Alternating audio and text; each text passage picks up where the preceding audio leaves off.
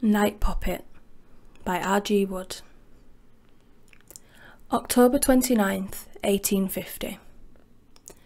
I don't think I shall fill this diary. I think I shall die first.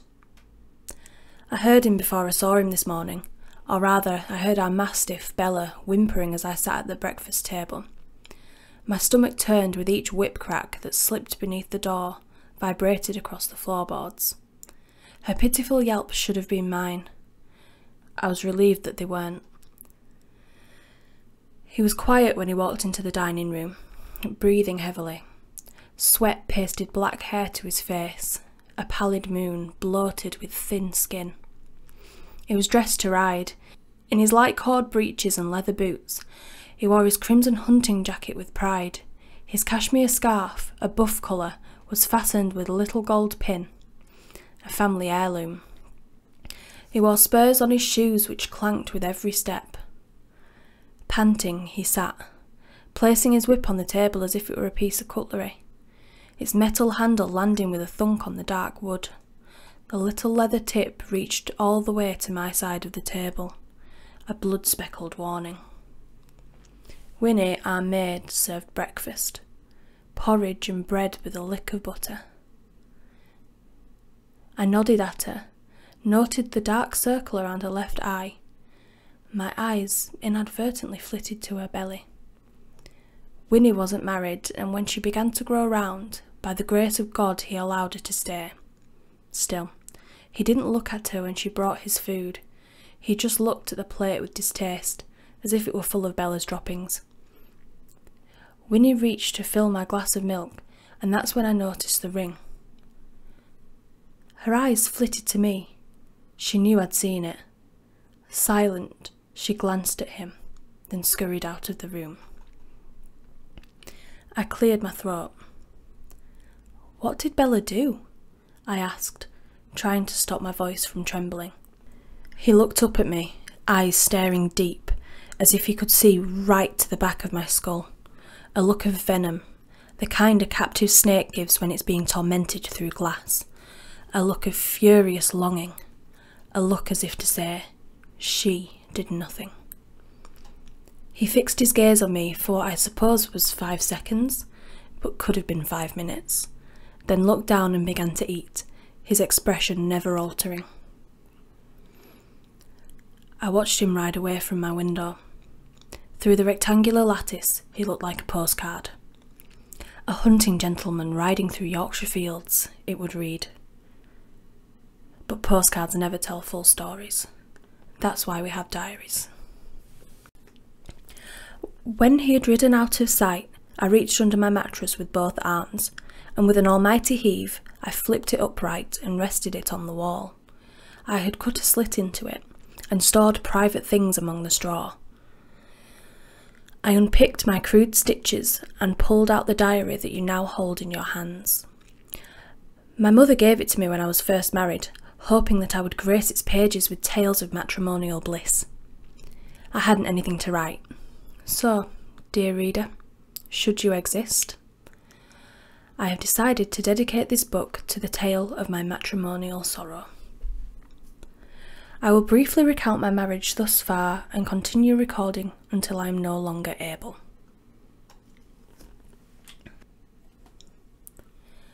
Our courtship was not a long one. My parents were merchants, nouveau riche, and I found the idea of inherited wealth and family title very romantic. I imagined a life of luxury, living in a large country house with a loving husband and children around my skirts, spending my days writing and reading and walking out of doors with my beloved dog. He wasn't handsome, but I seldom found men handsome, so I married him anyway. It was not long before I realised my mistake. The house, large and impressive from afar, was all but ruined up close. Only the middle section was used, the 2 large wings on either side left to fester. He used a large portion of my dowry on fixing up the middle of the house, but spent an even larger portion on alcohol and other overnight pursuits. He gave me a separate bedroom, for which I was grateful, but he let himself in on occasion in a drunken attempt to secure an heir. We had a housekeeper named Bess then. She had a big round face with piercing green eyes and a knowing smile. She loved telling stories. Her previous house was full of children who had long since grown up. She came to us in anticipation of soon having another house full of children. When she told me about her passion for storytelling, I begged her to bestow her gifts upon me. I especially loved the stories of witches like the ones in Pendle, just across the border between Yorkshire and Lancashire. We would sit in the front kitchen, the fire flickering away, usually some delightful smell coming from within. Bread, scones, the smells were divine. Bella would sit at my feet, contentedly snoring or staring wistfully at some bird or other out of the little lattice window. Still, she wouldn't move from my feet, no matter how much the juicy wood pigeons taunted her, no matter how much her mouth would water. I would ask Bess to repeat the stories over and over until I could tell that even she was growing weary of them. Winnie would come in and out of the kitchen, rolling her eyes and smirking. I stuck my tongue out at her, and she repaid me in kind. He would come in, scolding Bess and dragging me away. He hated the stories, said that magic was for old hags and scoundrels. He believed himself an enlightened being. It was embarrassing to him that his wife would spend her time on such frivolity. There is God, and there is the devil. I had pretended to enjoy Bess's stories out of childish whimsy, but really, I wanted to learn. I made mental notes of every herb mentioned, every spell, every curse, warnings of what must and must not be done. I jotted them down on secret pieces of paper that I stuffed into the pouch in my mattress. I was particularly interested in the dolls.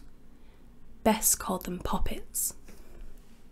She told me our witches would make them from clay, twigs, fabric, blood and spit, completed with pieces of hair or nails to represent the person to which the poppet was bound. They could tie its hands with string and bury it, and sure enough the bound one could harm the witch no longer.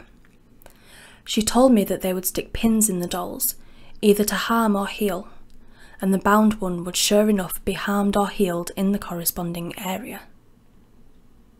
I quizzed her hungrily, then hurried to my bedroom to scribble down every morsel of information that I could remember. Once he walked in on Bess recalling a story of a young woman from Essex who was accused of killing her husband through use of witchcraft in order to inherit his wealth.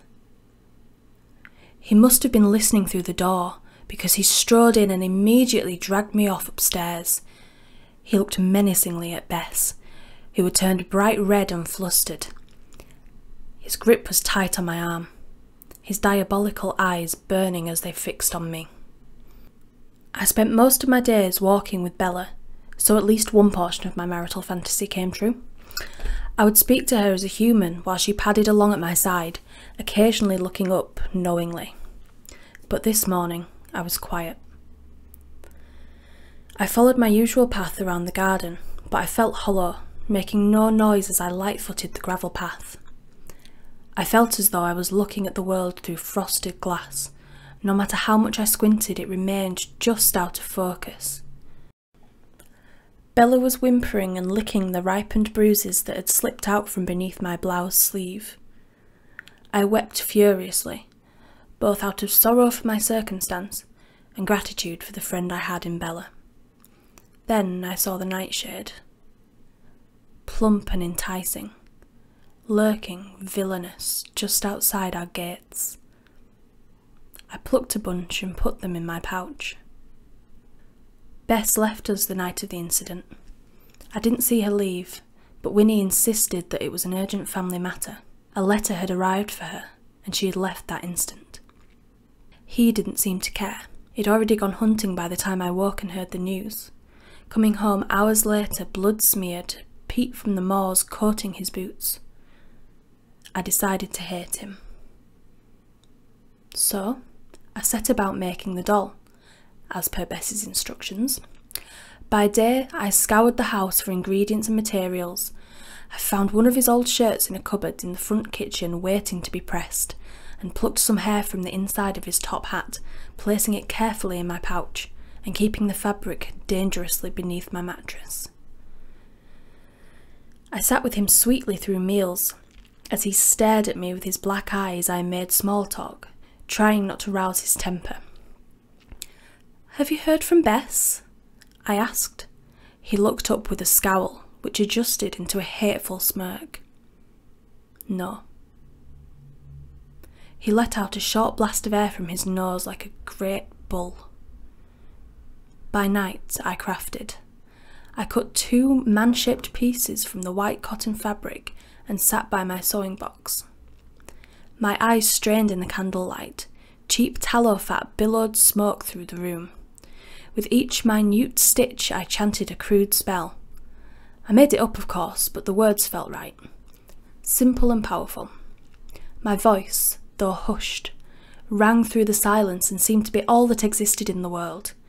My fingers tingled as I sewed. I stole the soil from the potting shed to fill the doll, almost getting caught when Winnie bumped into me as I was sneaking through the back kitchen. I diverted her attention by asking her to fetch me some trinket or trifle that I did not really need. She eyed me suspiciously, but did as I had asked. Winnie disapproved of me talking ill of my husband, even though he behaved so abhorrently towards me. She's traditional. She talked about finding herself a husband, lamenting her busy life. Since I got married, she's been my best friend, besides Bella, of course. I'm lucky because she's the only person that he permits me to see. She is only 5 years younger than me, and even though she can be coarse, she's kind. She is pretty, with light hair but a tanned complexion for all the hours she spends out of doors. I did not tell her everything that he did. I couldn't find the words. That evening, I once again heaved the mattress up, unpicked my stitches and withdrew the little doll. It took all the strength I had not to admire it. Instead, I poured all of my hatred into it, imagining that it was him. Its little criss-cross eyes stared dead into the back of my skull. Tonight was the night. A Saturday, the sky part illuminated by a waning moon. I cut a hole in his belly. Squinting in the candlelight, I laid out 5 little nightshade berries, still on their stalks, and began the rite.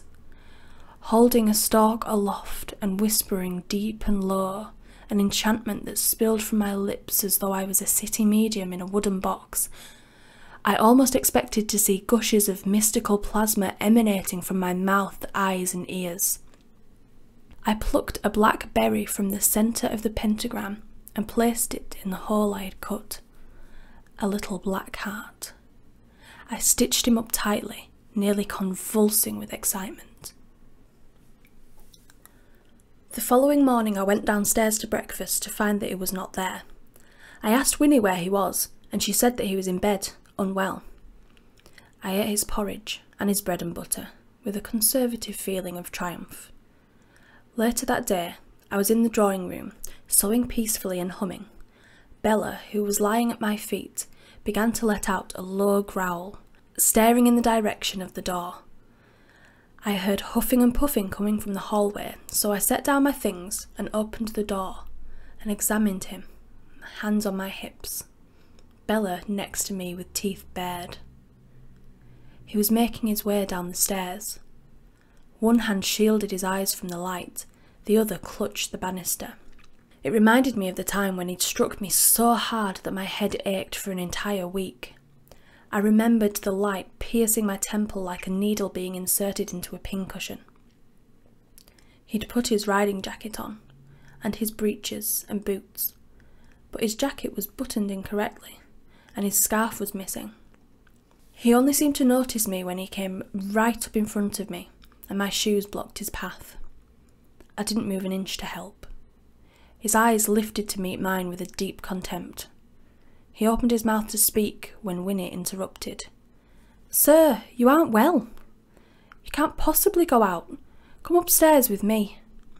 But he ignored her, straightened up and marched out of the house, his face twisted to a wince. He did not return until late that evening, when he stumbled through the door. I could hear shouting, and I did not want it directed towards me, or hear it if it was already.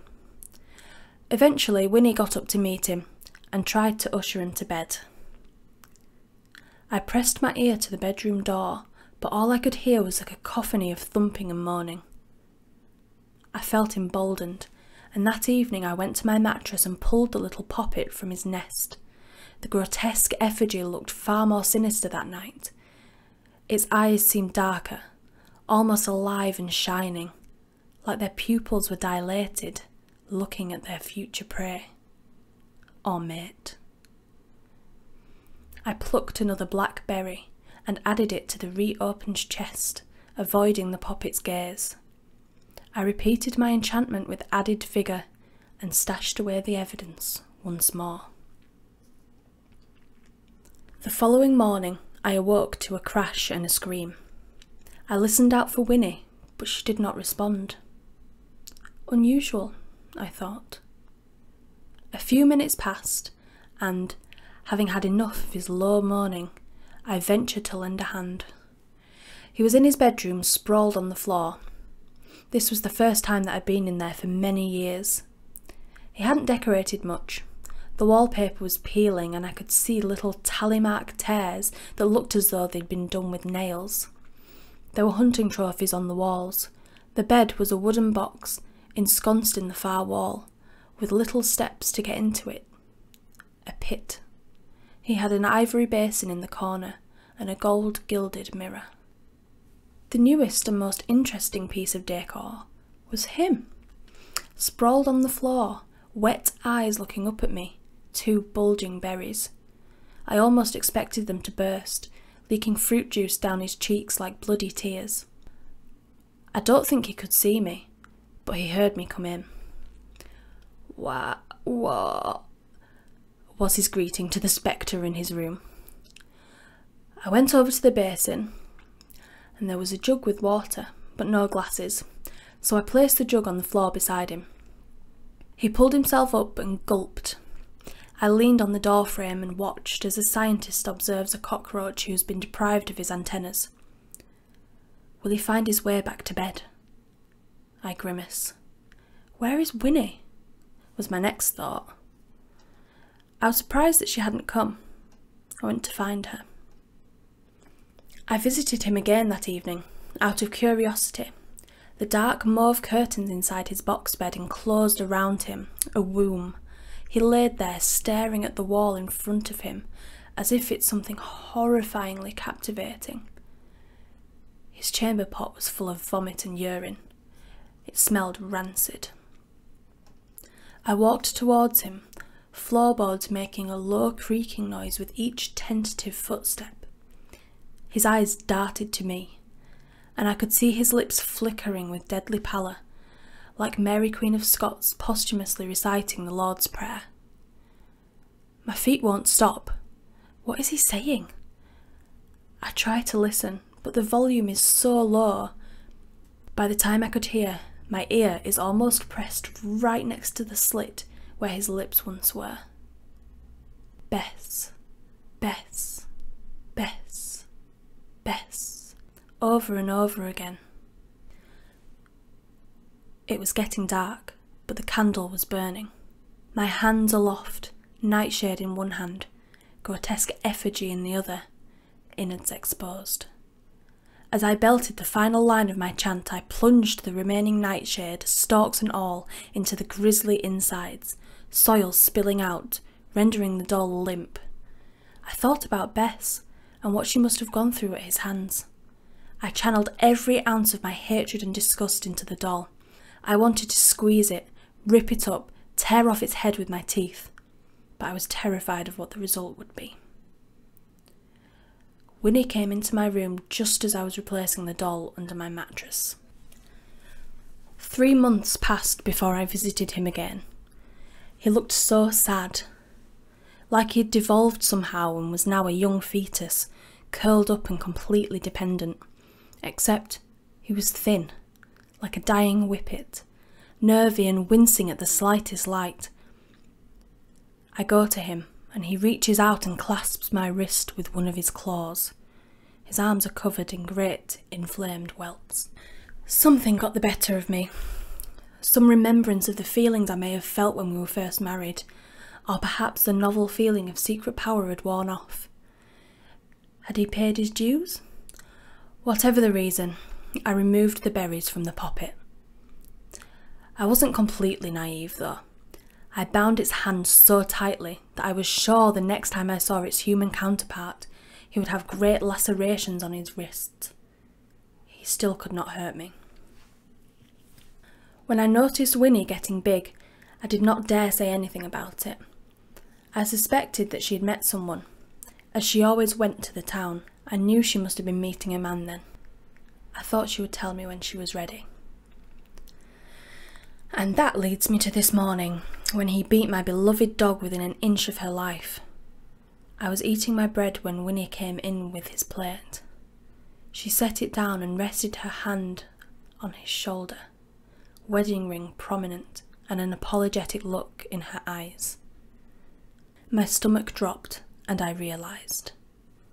I wasted no time, ran upstairs and heaved my chest of drawers in front of the door in case he decided to chase me. I packed together what little of my belongings I could. I heard the front door slam. A key turned in my bedroom door with a sickening clunk. That was yesterday, and in the past day I have recounted this tale to you, reader, if you exist. It is now All Hallows Eve, and I believe I may make my way to the land of the dead before long. 1st of November, 1850. I awake this morning with a sense of relief, lighter somehow. I watch the sun rise and it feels like the crushing weight of the past months is lifting along with it.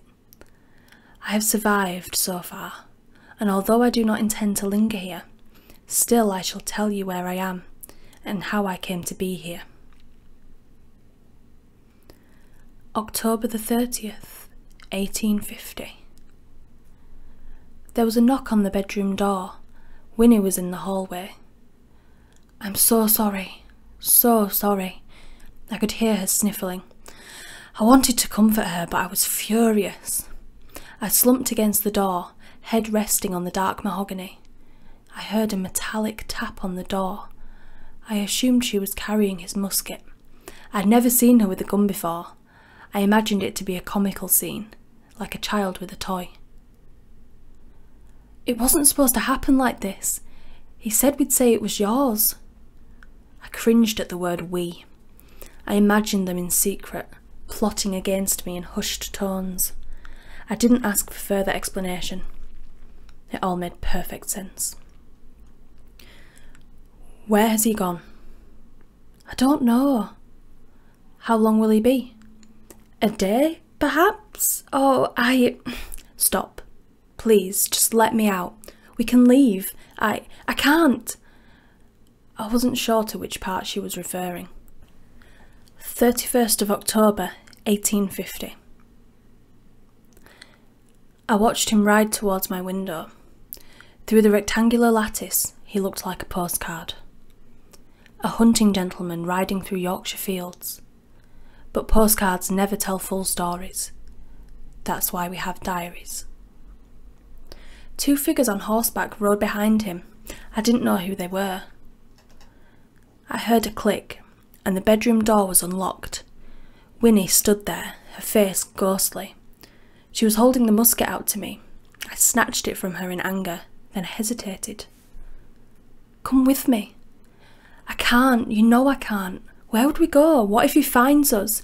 How will we hide if I raced back to my mattress, grasped the poppet and pressed it into her hand. Just in case. I should tell you. Yes? Yes? Go to Colebrow, on the outskirts of Oldfield. I didn't ask why. I knew roughly where she meant, so I took off down the stairs. Looking the length of the house, I could see through the large window in the front door the 3 figures riding their horses into the yard. I would have to be careful. I would have to be quick. I crept out of the back entrance where Bella was lying mournfully in a dilapidated old kennel. Her eyes were downcast. She had a great scar across her face, and her once pale fur was now the mottled pink of a foreboding sunrise. When she noticed me, it was as if some small degree of life had been breathed back into her. She let out a weak bark, and I pressed my finger to my lips. She knew what it meant from our sneaky childhood pursuits, and she immediately quieted. I coaxed her over by gently patting my legs, and she limped to me, dragging her right back leg across the courtyard. As the figures dismounted their horses, we crept across the back wall of the house, stopping just at the corner where the stables were, standing stock still as they secured their horses. As soon as they'd gone, I bolted to the nearest stable, Bella doing her best to keep up. The horses were still in full tack, so the men obviously did not plan on staying for long.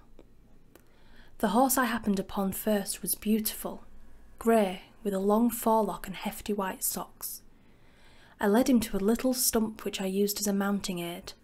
Bella followed, and it took all of my strength to heave her up and over the horse's back, so that her legs dangled listlessly on either side.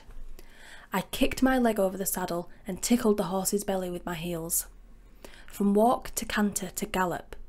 Why didn't I leave sooner? I scolded myself. Why did I waste time playing games? The answers, of course, were manifold. I rode all evening, driving the poor horse on, terrified of stopping for any respite, slowing to a walk solely to ask for directions and then pressing on. The sun had set long ago when I arrived at Oldfield.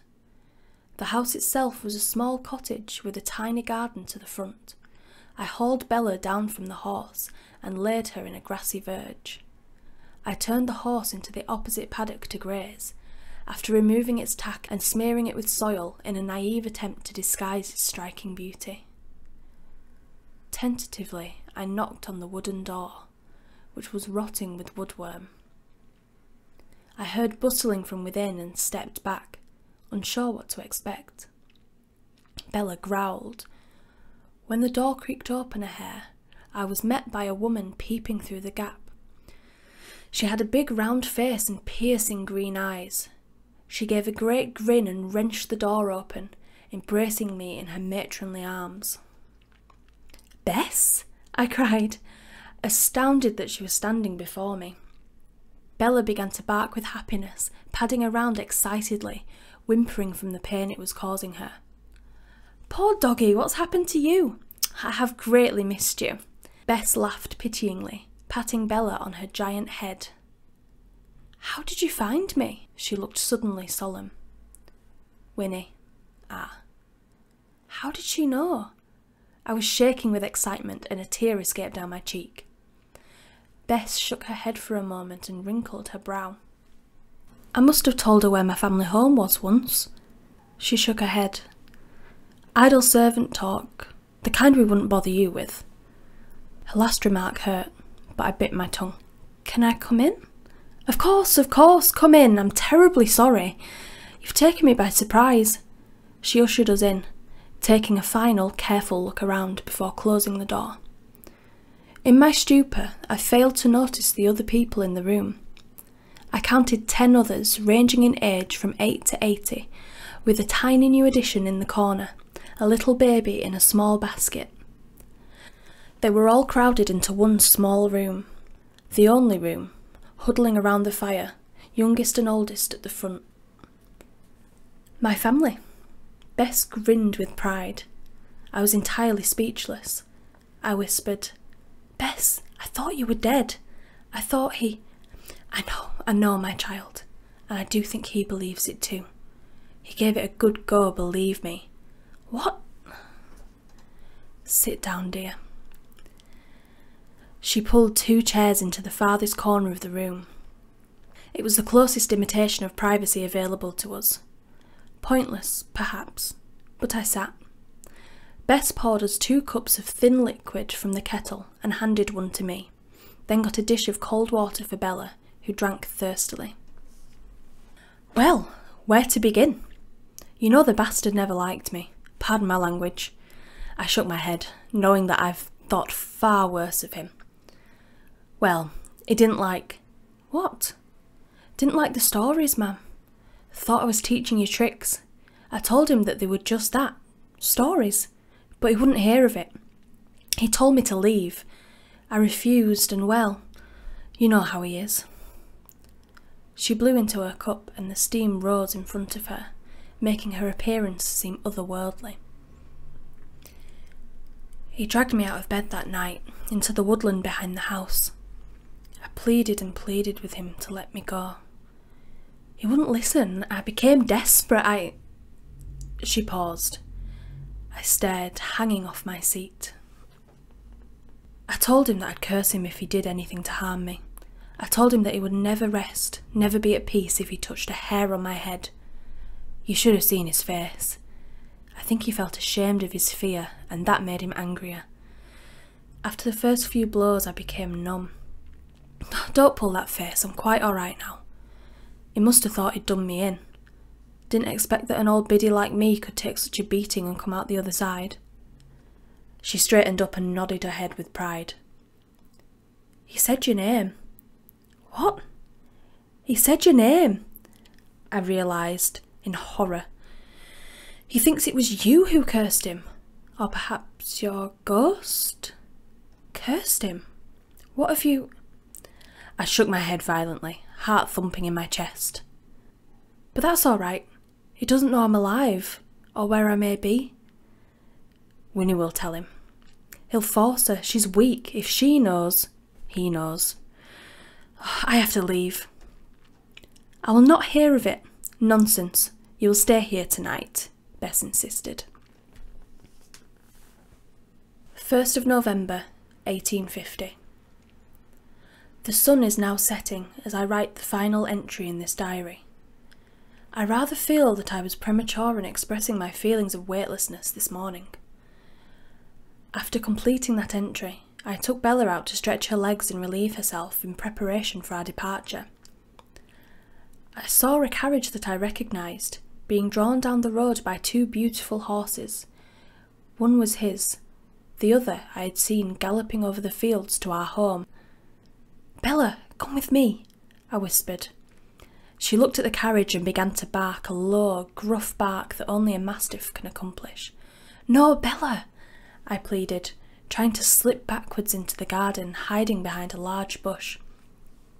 I may as well have been a mute, my shouts turning to mist, dissipating before ever reaching her ears.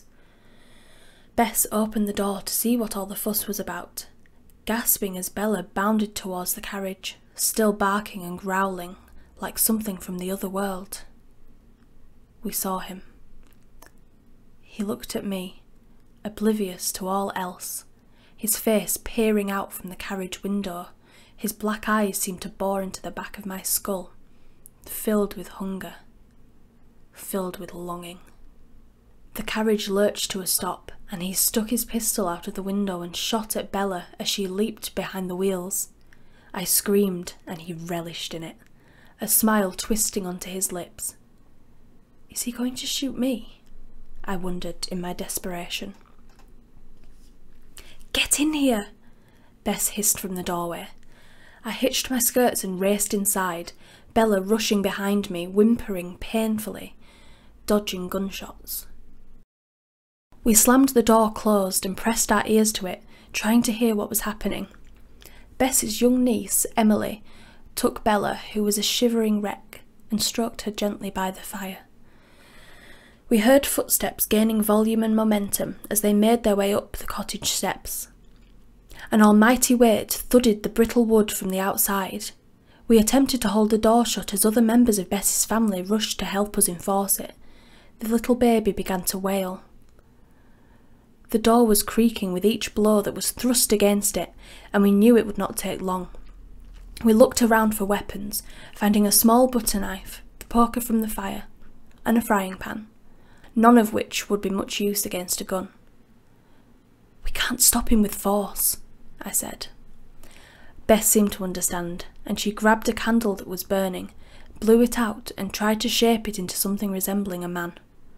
With the knife she carved his name on it, staring at the door in a state of horror as her siblings, nieces and nephews huffed and puffed, thrusting their combined weight against it. "Do you have anything of his?" Bess shouted. I thought for a moment and shook my head. "This'll have to do then. Do you want to?" She held the rustic-looking wax figure out to me. I shook my head, which was aching with terrible excitement. My mouth was dry and I felt I wouldn't be able to concentrate.